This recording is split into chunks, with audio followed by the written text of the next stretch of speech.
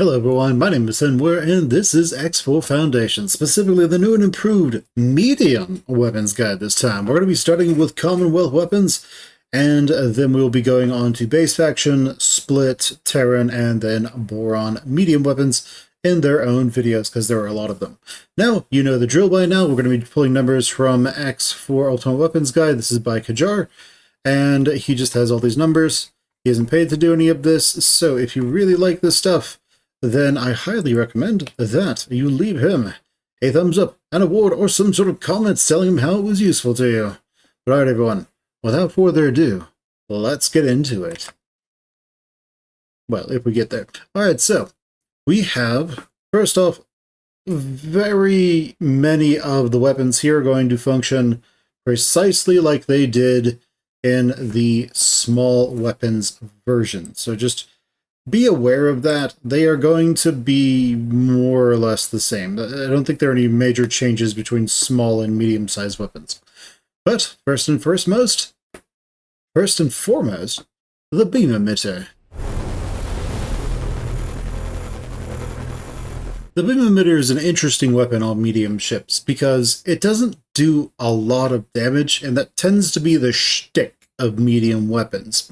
Remember, you'll primarily be using these weapons on corvettes. So, because corvettes have between 5 and 6, well, 4 to 6, I think, medium weapon slots, as opposed to turrets. So, really, you're going to be looking for something that's going to either be your other medium ship hunter, or just have insane burst against small ships, or something that is specialized to just doing a ton of damage to large ships.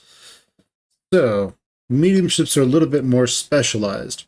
And the beam emitter, while it does have that 100% accuracy, you have to think about the idea where it isn't that much better than the medium ship variant, despite the fact that you're paying a lot more for the medium ship, and you can't field as many of them from, say, carriers or something like that.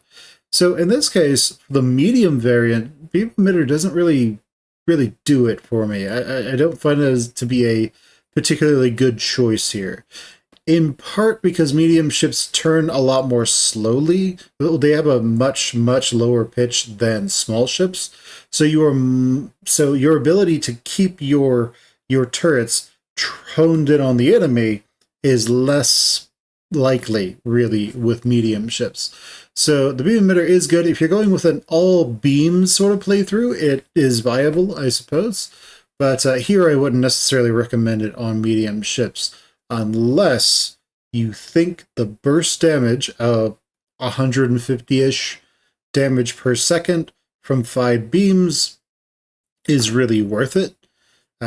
Maybe there's some extremely niche situation where this actually turns a corvette into a fighter just slaughterer. In that case, go for it. That might actually work out for you. But generally, I don't think it's really going to be worth it. You'd be better off using something else that makes the corvette, in this case, most likely a corvette, more specialized into one specific shtick that it's good at. But next up, we have the bolt repeater. The bolt repeater is a fantastic weapon for medium ships because the shots don't move that fast, but really you're going to have medium ships squaring off against medium ships most of the time. You're not really going to be trying to chase down fighters in a corvette. You can, and for fighters you're probably better off using something else like a pulse laser, but for the amount of damage that you can do with the bolt repeater and the ranges where you usually want to use it, is pretty good at what it does.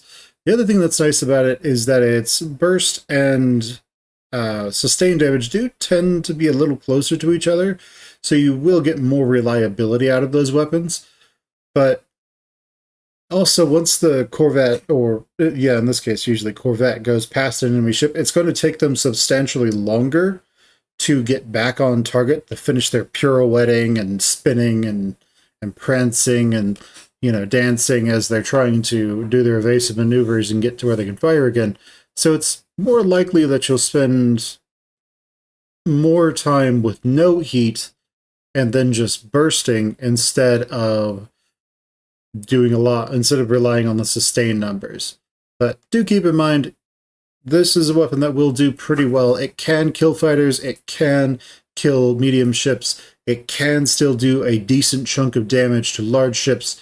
So overall, if you want something that's a little bit more bursty, a little bit more damage than the pulse laser, but has a little bit harder chance of hitting, then the bolt repeater is pretty much your go-to.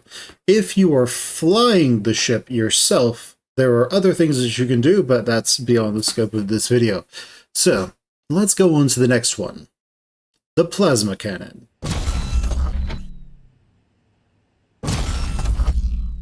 The Commonwealth plasma cannon is one of those weapons that actually does do a pretty good job of living up to doing a ton of damage. It is the most damaging medium weapon that you can use. It has the highest burst damage, but it's slightly beaten out on sustained damage by the shard battery. So, again, the same rules. It fires slower projectiles, and but those slower projectiles do a ton of damage when they actually hit. So keep that in mind. It is still an option that you can use against some medium ships, but predominantly this is going to be your anti-capital weapon if you are using your medium ships in that capacity and you're opting to not use the sniper weapons that are available to, like, say, the Parroted Mass Driver or the Split or Boson Lance or the Terran Meson Driver, Meson Beam. So if you don't want to use those, then this is your go-to against large ships. But alright everyone, let's go on to the pulse laser.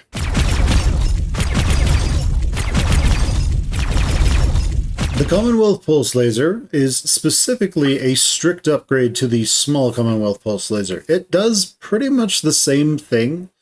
The only major difference is that it fires 4 shots, and I believe those shots do more damage, but I'm not entirely certain on that.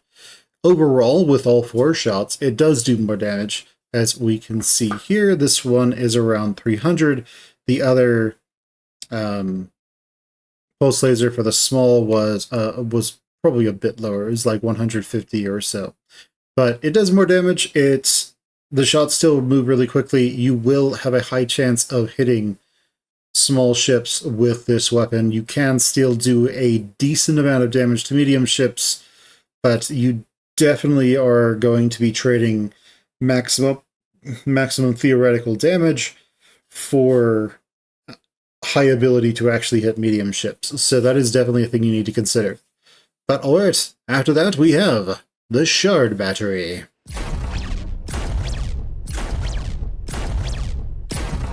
The shard battery is basically the same thing. It's a space shotgun, but for corvettes.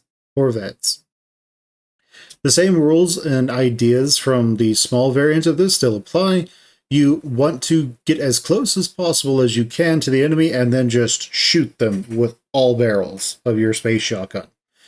The advantage here is that because you do more burst damage and because you have the highest sustained damage of all the Commonwealth medium weapons, you are really able to, if you can get close to, say, a capital that has its engines disabled and none of the turrets can hit you, like nothing from that capital can hit you where you are, you can just sit there and just sustain damage that capital to death with this thing. And you'll be doing a steady 400 and some change damage per second over time. So you will eventually kill the capital. It's just, that goes with any of them, but this is actually where that sort of shines. The other thing is that because the burst damage is so high, let's just say it only did 700 damage. Well, if you have 5 of these and all the pellets hit, theoretically unlikely, but it's possible, and you were shooting at a small ship, many small medium fighters, so that is to say just regular fighters, not heavy fighters, they have around 3,000-ish health. So if all 5 of your space shotguns fire at once, and they all hit, and they all deal max damage, so all the pellets hit, you're going to one-shot enemy fighters. You'll one-shot enemy just regular medium ships. Unlikely that this will happen, just, to reiterate that. But it is one of those things where it can do quite a bit of damage very quickly. Or, that is to say, you'll kill them within a second. So you might not one-shot them, just depending on how many times it fires per second. But yeah, it is definitely one of those guns that does a huge amount of damage, has a huge burst potential, and has really high sustain potential. So I don't know if you'd want the AI to use it, but for a player, it's pretty good. Alright guys, next time we will have the base faction weapons.